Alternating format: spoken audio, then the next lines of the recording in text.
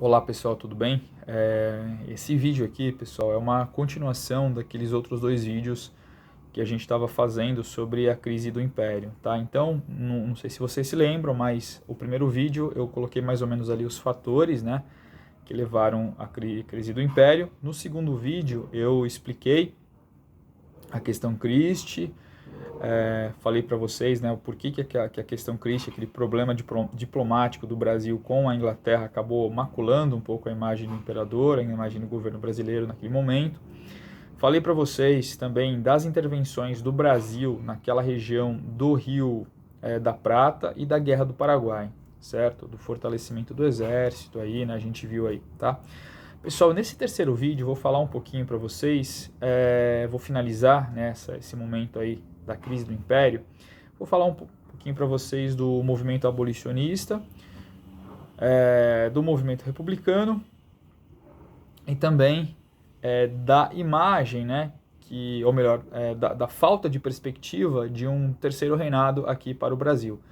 Tendo em vista, né, que a imagem do Pedro II estava um pouco abalada, um pouco manchada aí, não existia também a perspectiva, também não existia a perspectiva de um terceiro reinado, certo? Então essa é a ideia, tudo bem, pessoal? E aí a gente finaliza essa parte aí e a gente começa a falar aí da parte do Brasil República, que vai aí de 15 de novembro de 1889 até os dias de hoje, que é o período republicano do Brasil, que é uma parte aí, uma das partes mais importantes aí da história do Brasil, né, essa parte mais contemporânea a gente, né, que está relacionada aí ao século XX e século XXI, tá bom, pessoal? Então vamos dar sequência aí às nossas aulas aí, tá bom?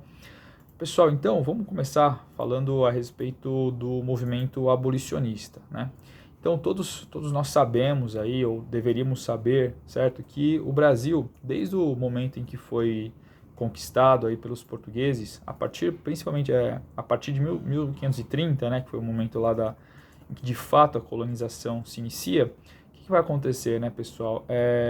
Os escravos vão começar a chegar aos montes aqui no Brasil e nesse primeiro momento aí, né, vão ser mandados até o século XVIII, aí até o início do século XVIII. Então esse primeiro momento, né, do século XV, aí, de 1530 até o finalzinho do século XVII, início do século XVIII, os escravos eram mandados ali para aquela região do Nordeste, para a produção da cana. Então a cana-de-açúcar foi, né, a primeira atividade econômica, né, pessoal, que demandou aí mão de obra escrava, certo? Então os escravos chegavam, produziam a cana, a gente já sabe, né, chegavam aí em condições assim aviltantes, né, chegavam nos portos, às vezes muitos deles não conseguiam fazer a travessia, morriam, né?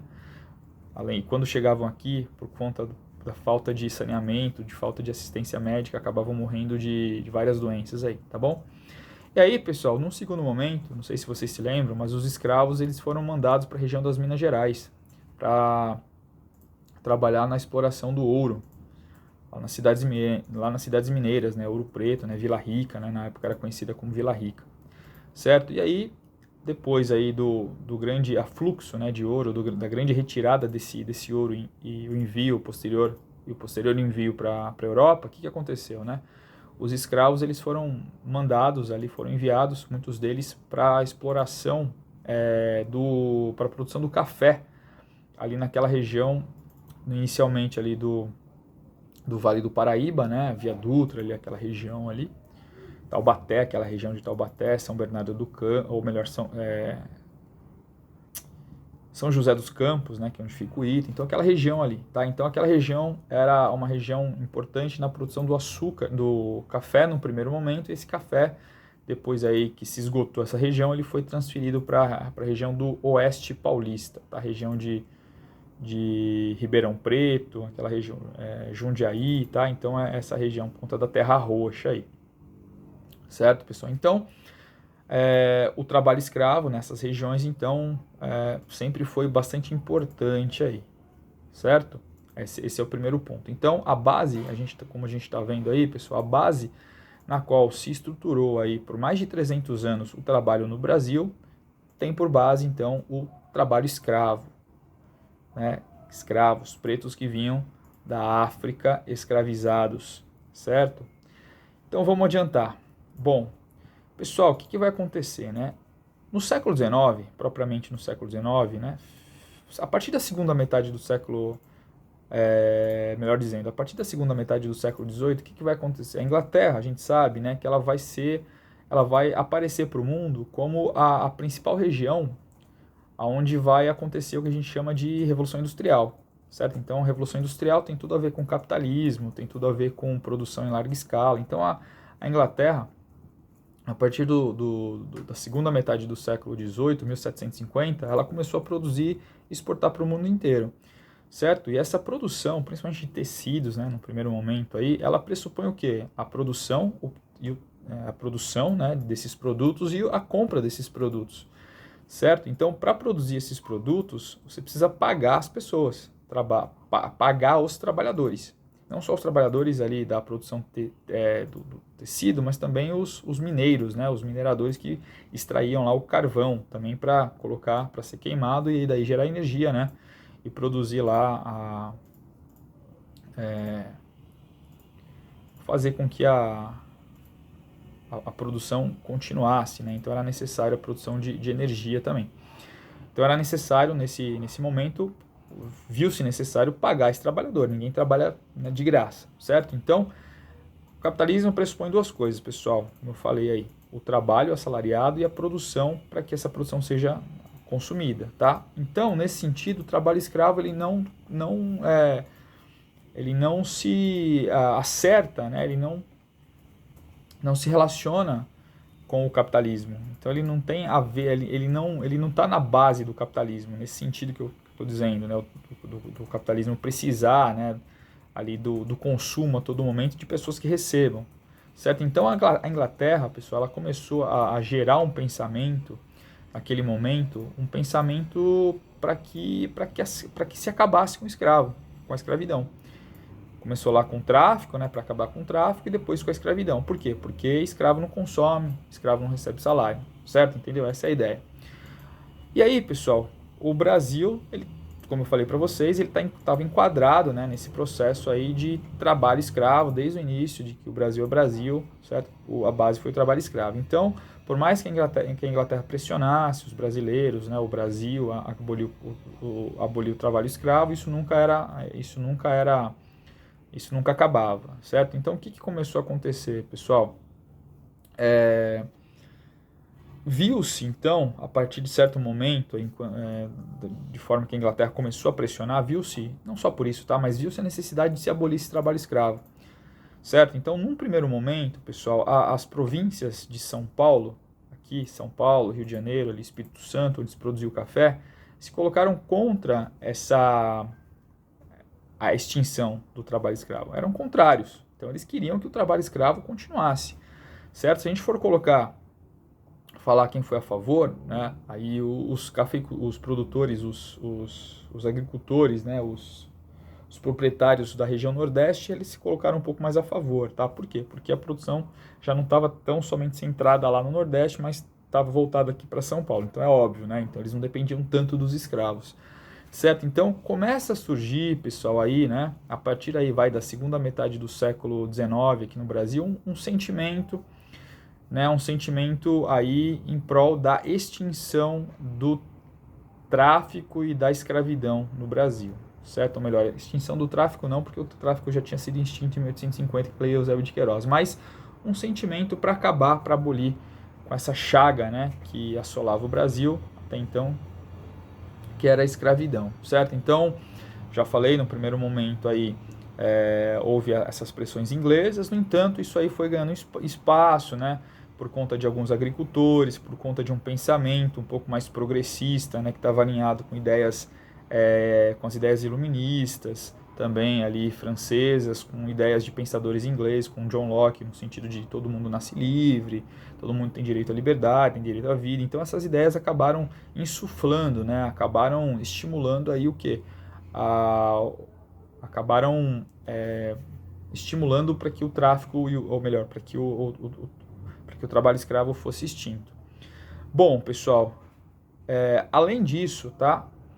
Começa a surgir propriamente entre os próprios pretos escravizados mecanismos ali, brechas legais que eles vão buscar na própria lei, no sentido de garantir a sua própria alforria. Então isso é um ponto muito interessante, tá?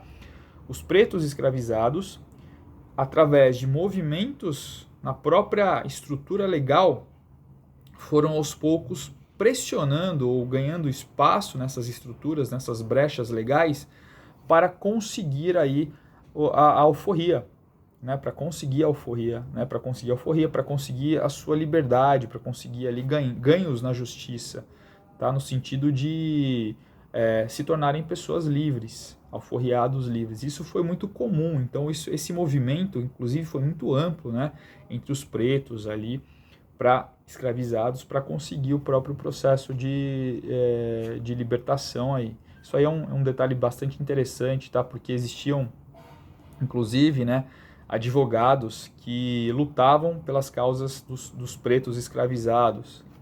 Advogados, em muitos casos, advogados que eram pretos também, ou mestiços, tá? Como no caso aí por exemplo, do Luiz Gama, né?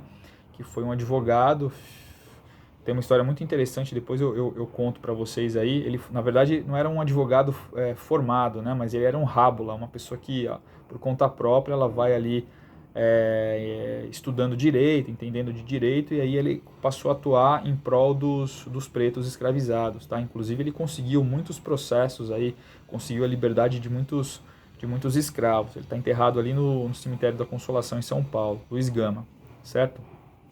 Foi ovacionado, o enterro dele teve uma multidão que acompanhou o corpo dele até o cemitério. Então uma pessoa aí com uma história aí bem bonita e bem importante, que num outro vídeo eu posso fazer para vocês aí, posso falar.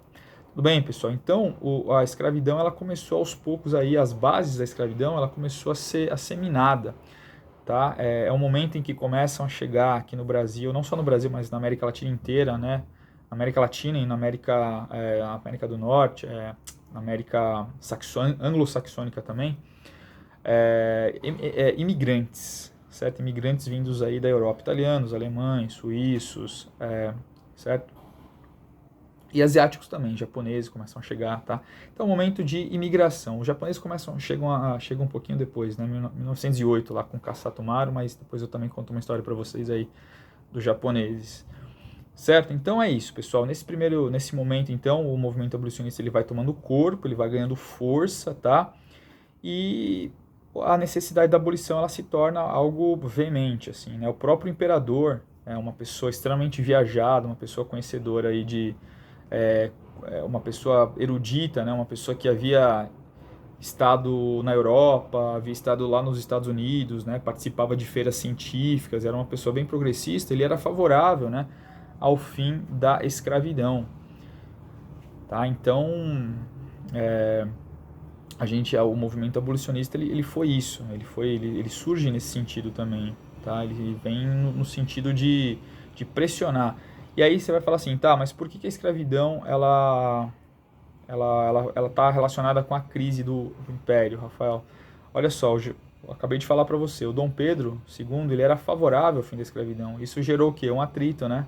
Principalmente entre o Dom Pedro II e a elite agrária escravocrata aqui de São Paulo, aqui do Sudeste, né? São Paulo, Rio de Janeiro, Espírito Santo e tal. Por quê? Porque eles eram contrários ao fim da escravidão. Por quê? Porque a base do trabalho eram os escravos. Ah, Rafael, mas e os imigrantes? Tá, mas os escravos eram a base do trabalho. Por mais que os imigrantes chegassem, inclusive, detalhe, tá? Os imigrantes que chegavam aqui no Brasil, muitos voltaram para a Europa, tá? Por quê? Porque eles passaram a ser tratados como escravos também, tá, entendeu? Então, para você ver a força, né, da instituição da escravidão. Bom, enfim, então, vocês percebem isso? Então, a monarquia, né, a figura, né, o imperador, ele vai perdendo apoio desses agricultores, né? Então, o São Paulo, que a partir do momento em que o café passa, né, a ser o principal produto de exportação, não só do próprio estado da província de São Paulo, mas do Brasil inteiro, então a elite paulistana, a elite paulista, né, que produzia o café, passa a mandar no país, inclusive economicamente aí. Politicamente ainda não, mas economicamente sim, certo? Por conta da exportação do café, certo, pessoal? Beleza? Bom, Então é isso, movimento abolicionista, tá? Um outro fator aí, pessoal, interessante, bastante interessante, é o próprio republicanismo também. Eu estava falando dos paulistas aí agora para vocês, tá? Então, como eu estava falando, os paulistas aqui em São Paulo, o grande foco era a produção do café. Então, os paulistas, né, começaram a ganhar muito dinheiro com a produção do café. Muito dinheiro, muito dinheiro, muito dinheiro, certo? Só que com a monarquia, eles acabavam ficando de lado, principalmente com relação às decisões políticas. Então, a partir disso, o que aconteceu? Os paulistas eles foram ganhando corpo, né? Querendo participar mais da política, querendo decidir, né, realmente os rumos do país. Tanto que aí na República, que vai se instaurar depois, muitos presidentes vão ser paulistas, tá? Vão ser aqui de São Paulo. Por quê? Porque a elite paulistana ela conseguiu se organizar através lá do Partido Republicano Paulista, certo? E esse Partido Republicano, então, o que ele fez? Ele começou a dar as cartas políticas do país, não só econômicas, mas também políticas através daquele momento, né? Depois da criação do Partido Republicano e tal, beleza? Então, inclusive, São Paulo precisou aí, por muito tempo, escolher um símbolo, né? Qual seria o símbolo que representaria essa proeminência, esse destaque, né, do estado de São Paulo, né, depois da República, que foi a figura do bandeirante, certo? Então, o bandeirante, o desbravador, né, a raça de gigantes que consegue. Então, entende isso? Então, o movimento republicano, por conta dessa proeminência de São Paulo, vai ganhando destaque, vai querendo cada vez mais a autonomia das províncias, certo? Essa autonomia, por que autonomia das províncias? Porque com o governo imperial, com a monarquia, as províncias não têm autonomia. Então, com o republicanismo, as províncias passariam o quê? A ganhar mais autonomia decisória, entendeu? Fazer o que bem entendessem de acordo com os interesses desses grupos aí proprietários. Então, o movimento republicano foi extremamente importante, tá, pessoal? Centrado aqui, principalmente em São Paulo e em Minas Gerais e também no Rio de Janeiro, mas centrado principalmente aqui em São Paulo, certo? Então esse fator aí, junto com o abolicionismo, acabou impulsionando aí a República e o fim, e acabou com a monarquia, tá? Um outro destaque também, pessoal, é a falta de perspectiva de um terceiro reinado, tá? Então, se vocês pegarem aí, olharem a imprensa da época, tá? A imprensa da época principalmente os jornais liberais, né, que retratavam o Brasil daquele período, daquele momento, o que vocês vão perceber? Vocês vão perceber duras críticas, né, a figura do imperador, que era visto como uma pessoa incapaz, uma pessoa que não conseguia mais dar os rumos aí para o país. Então, em várias fotos, tem uma foto clássica, depois eu mando para vocês aí, uma foto clássica que o imperador ele está deitado assim, numa poltrona, com um jornal, né, o jornal chamado O País, né, no seu colo, ali deitado com o país no seu colo, o jornal. Né, isso mostra o quê? Que o Dom Pedro II, ali deitado, dormindo, sonolento, era incapaz de conduzir o país. Né, ele estava deitado, literalmente deitado, esparramado, com o país no colo. Né, ali uma figura inerte, ali, sem controle, né, sem conseguir dar os rumos que o país necessitava naquele momento, entendeu? Então, a figura do imperador, pessoal, ela se tornou uma figura, o imperador ele se tornou essa figura, representava o atraso, né, as coisas assim, a falta de desenvolvimento, a falta de perspectivas, tá? Então, inclusive ele tinha diabetes, né? E naquele momento o tratamento da diabetes não era algo tão comum como é hoje. Então a pessoa, isso ajudava, né, a intensificar essa figura pasma, né, do imperador, essa figura inerte do imperador, né, a diabetes aí, quem tem diabetes e não toma nenhum remédio, a pessoa fica mole, a pessoa não consegue, por quê? Porque o sangue se enche de açúcar e a pessoa não consegue metabolizar direito esse açúcar e acaba dando sono na pessoa, certo, pessoal? E outra coisa, caso o Dom Pedro II morresse, quem iria assumir o trono? A filha dele, não era a filha dele, não era a princesa Isabel, era o genro dele, era o conde de, certo? Que era francês. Imagina, um conde francês assumiu o Império do Brasil, a monarquia do Brasil, né? Então, ou seja, isso estava fora de perspectiva, tá, pessoal? Não existia perspectiva, então, para que o Conde D assumisse, né? Uma pessoa arrogante, uma pessoa, assim, extremamente pedante, né? Havia participado lá da Guerra do Paraguai, mas, assim, ele não era uma pessoa carismática, uma pessoa que falava muito pouco, uma pessoa que não tinha ali o carisma, né, necessário para governar o país. Entendeu isso aí? Então, a falta de perspectiva de um terceiro reinado acabou aí minando, né, ali também a parte desse apoio que o Dom Pedro II tinha, tá? Um terceiro fator, pessoal, que eu queria comentar com vocês também, um terceiro fator, tô falando nesse vídeo, né? Nesse vídeo eu falei da abolição do Partido Republicano, da figura do imperador. Um quarto fator, tem um quarto e um quinto fator, tá, pessoal? O quarto fator, ele tá relacionado aí com a questão religiosa, tá? Se eu não me engano eu comentei um pouquinho, mas eu vou comentar bem por cima. Eu vou falar um pouquinho aqui sobre a questão religiosa, tá? Pessoal, a questão religiosa tem a ver com o problema que o Dom Pedro teve com a Igreja Católica, tá? Se a gente for fazer um histórico aí da Igreja Católica, pessoal, a Igreja Católica ela sempre apoiou as monarquias, né? Certo? Desde que a Igreja Católica surge, ou melhor, ali com aliança com os francos, né? Ali na Idade Média, ela sempre apoiou as monarquias, tá? Depois o Império Habsburgo, lá na Europa, enfim. Certo? E aqui no Brasil não era diferente. Então a Igreja Católica, inclusive, era uma instituição de Estado, né? O padroado lá, instituído em 1824 com a Constituição. Então o que vai acontecer, pessoal? A Igreja Católica, né, nesse finalzinho do século XIX, ela tinha instituído a valorização do espírito, espiritual, ou seja, os dogmas da Igreja Católica naquele momento, né, naquela segunda metade do século XIX, estavam mais fortes do que nunca. Só que aqui no Brasil, pessoal, existia um problema, né? Os chefes de Estado, desde o Dom Pedro I, o José Bonifácio, né? Passando por pessoas lá que faziam parte do governo durante o segundo reinado, né? Pessoas próximas ali ao governo. Inclusive o Dom Pedro II, ele não era maçom, mas ele tinha simpatia pela maçonaria. Aliás, o pai dele, né? O Pedro I, havia sido maçom. Inclusive com o nome de Montezuma, né? Era o nome que ele tinha lá quando ele ia para a loja maçônica. Bom, então a maçonaria sempre teve, pessoal, uma certa aliança, né? A maçonaria sempre teve uma certa aliança com os quadros políticos importantes, né, do Brasil naquele contexto do século XIX. Só que o que aconteceu?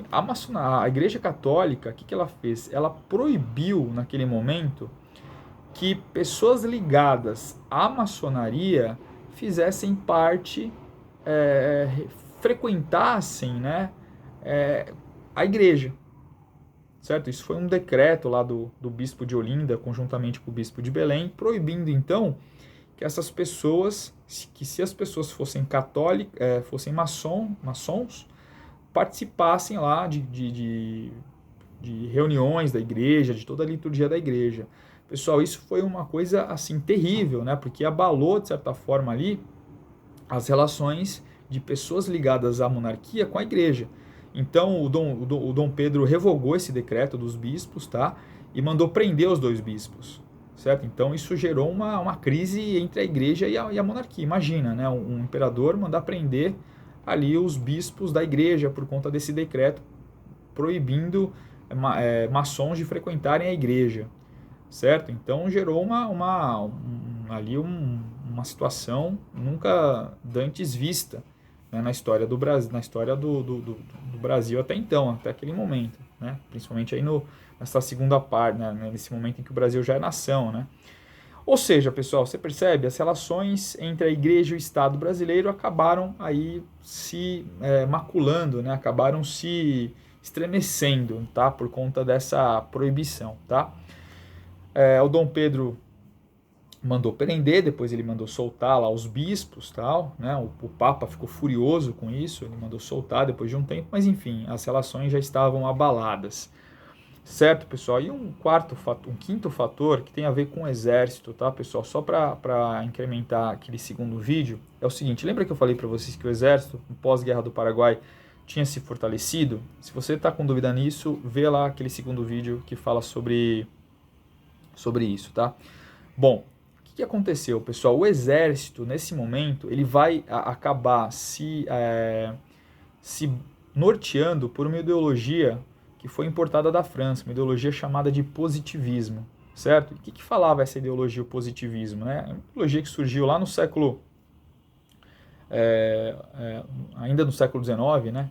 Com o Augusto Comte, certo? E essa ideologia, ela falava da necessidade de que o Estado, né, ele deveria ser um Estado moderno, um Estado que deveria ser orientado, que deveria ser direcionado, ou melhor, dirigido por pessoas competentes para dirigir o Estado. O Estado ele deveria não só ser direcionado, ser dirigido por essas pessoas competentes, mas deveria ser um Estado científico, certo? Um Estado que pudesse organizar, racionalizar a vida das pessoas, né? E pregava, inclusive, um Estado moderno, né? Então, um Estado moderno, um Estado que divulgasse, né, os ideais científicos, matemáticos, filosóficos, tá? Então, isso é o que pregava o positivismo. E detalhe, convenhamos, né, pessoal, o positivismo, se a gente for olhar para o positivismo e o que ele pregava, nada tem a ver com essa monarquia atrasada, hierárquica, né? Baseada na Igreja Católica ali, tá? Então, o positivismo, inclusive, ele divergia de certos aspectos da Igreja Católica, né? Então, imagina isso.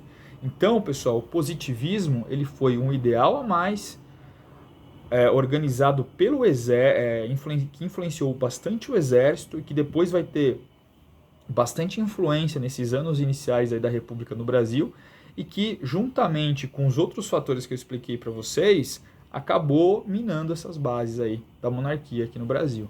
Entenderam isso, pessoal? Então esse vídeo aí, acredito que tenha aí esclarecido essa parte final aí da crise do Império, tá?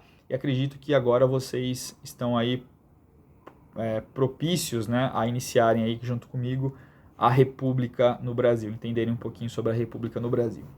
Beleza, pessoal? Então, um grande abraço. A gente se vê aí nos próximos vídeos e nas próximas aulas. Falou, pessoal. Valeu!